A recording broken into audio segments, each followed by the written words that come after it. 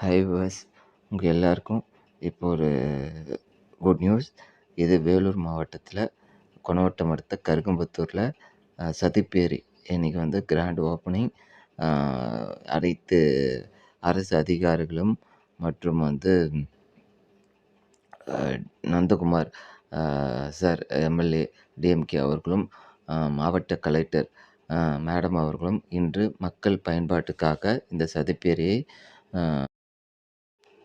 இன்று முதல் அனைத்து மக்களும் அனைத்து சுற்றுலா தலமாக இது வேலூர் வந்து கருகம்பத்தூர் எல்லைக்கு உட்பட்டதாகவும் இது அமைந்திருப்பது மிகவும் அனைவருக்கும் இது ஒரு மிகவும் கோடை காலம் வரப்போகுது.